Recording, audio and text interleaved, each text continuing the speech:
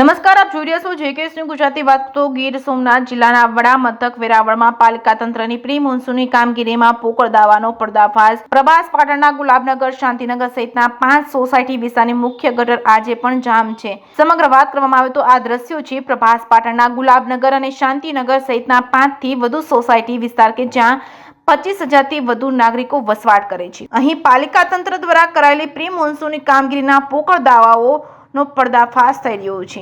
પાલિકા તંત્ર દ્વારા 50 લાખથી વધુના ખર્ચે પ્રી મોન્સૂનની કામગીરી કરવામાં આવી છે, પરંતુ પ્રતિ વર્ષની જેમ પ્રી મોન્સૂનની કામગીરી ભ્રષ્ટાચારનું જ મોટું માધ્યમ હોય તેમ માત્ર કાગળ ઉપર કામગીરી થતી હોવાના પુરાવાઓ પ્રભાસ પાટણમાં જોવા મળી રહ્યા છે. આ વિસ્તારમાં પાણીનો નિકાલ માટેની મુખ્ય ગટરના દ્રશ્યો છે, જેમાં પાલિકા તંત્ર દાવો કરી રહી છે કે અમે પ્રી મોન્સૂનની કામગીરી અંતર્ગત આ ગટરની સફાઈ કરી, પરંતુ આ ગટરના દ્રશ્યો ચાડી ખાઈ રહ્યા છે. પાલિકા તંત્રએ કામગીરી તો કરી, પરંતુ માત્ર કાગળ પર મુખ્ય ગટરની સફાઈના અભાવે અહીં વરસાદી પાણીનો નિકાલ થતો નથી અને સામાન્ય વરસાદમાં જ અહીં ભયંકર પાણી ભરાઈ જાય છે. ગટરના ગંદા પાણી 2-3 દિવસ સુધી રોડ પર યથાવત રહે છે. નકારગાર જેવી સ્થિતિમાં આ વિસ્તારના સ્થાનિકો આ સમસ્યાથી ત્રાહિમામ પોકારી ઉઠ્યા છે. જેકેએસ ન્યૂઝ ગુજરાતી સાથે મહેશ વાજા, સોમનાથ.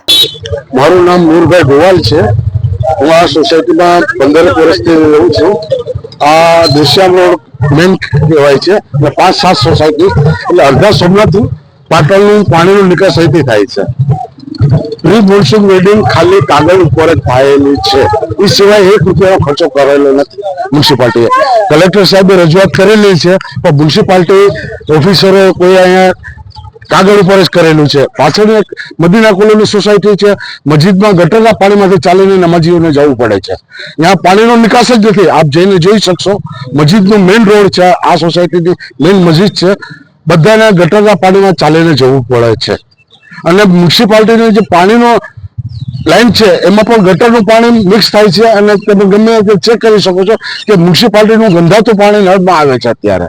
એટલે એ કામગીરી ઓન પેપર કરેલી છે, બાકી ઓફલાઈન થયેલી જ નથી. ગટર પાલિકા તંત્ર એમ કે પ્રી મોન્સૂન કામગીરીમાં બધી ગટર સાફ કરીને કાંઈ નથી કરેલી. કાંઈ કાગળ ઉપર એ લોકોએ કરેલું છે ઓફિસમાં કે આ બધું થઈ ગયું છે, પણ હકીકત પોલીસ સ્થળ આવીને જુઓ તો તમને થશે કે હકીકત કાંઈ શૂન્ય પરિણામ છે, કઈ થયું જ નથી.